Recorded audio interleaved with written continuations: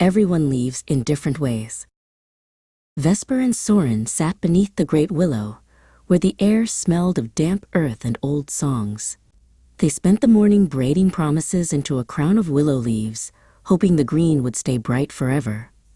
But the wind grew hungry as the sun rose high, and by noon, the promises had withered and blown away into the tall grass. Soren stood up and did not look back, for his heart was tuned to a frequency Vesper could not hear.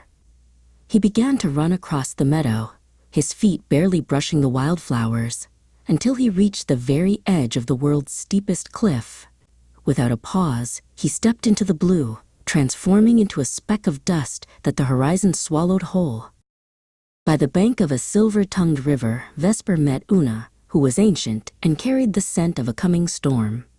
She taught Vesper how to catch memories in a net woven from thin garden twine, pulling them from the water like shimmering fish. But the twine was frayed and weak, and one by one, the memories leaked through the gaps and vanished back into the deep. Una did not offer a goodbye. She simply grew quiet as the river began to sing a lullaby. She sat down in the shallows and let the cool silt cover her knees, then her chest, until her skin turned to smooth river rock. The water flowed over her head, and where a person had been, there was now only a silent stone and a ripple that moved downstream. Then came Pip, a small creature made of starlight and frantic mischief. He danced around Vesper's boots, turning the lonely forest path into a stage for leaps and bounds. For a few miles, the weight in Vesper's chest felt light enough to float, but the stars are eternal travelers, and they never stay in the same sky for long. Pip chased a golden moth into a thicket of black thorns that grew like iron teeth.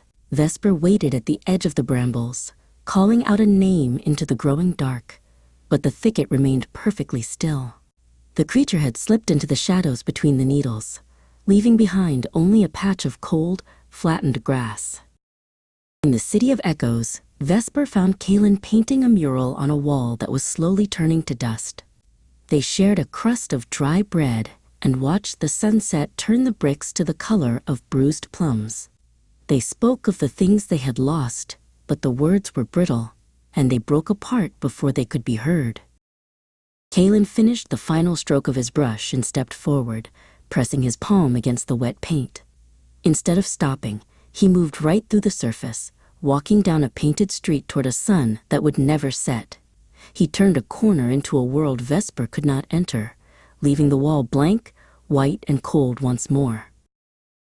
Vesper stood in the center of the silent city and realized that hands are meant for waving, not just for holding on. Every person was a story with an ending that arrived before the book was finished, leaving only the faint scent of wood smoke and the weight of an empty coat. The silence was not an absence, but a heavy velvet presence. Finally, Vesper turned toward the setting sun and began to walk, realizing that to leave is just another way to move. Vesper did not vanish all at once, but faded with every step, becoming a shadow that lengthened and then dissolved into the dusk. The footprints left behind filled with the rising tide, and the path became empty, waiting for someone new to arrive.